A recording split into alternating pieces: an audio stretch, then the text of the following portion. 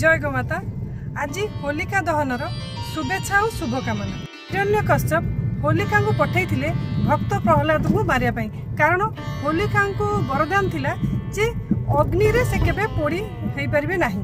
किंतु भगवान को आशीर्वाद जेतेबेले होलिका भक्त प्रहलाद को नहीं अग्नि रे बसिचंदी सेतेबेले भक्त प्रहलाद किछि हेई नै, से पूरा ठीक थिले, किंतु होलिका पोड़ी पूरा पाउंस हो जाइथिले। सेही दिन ठारू नकारात्मक शक्ति उपरे सकारात्मक शक्तिर विजय होइतिला।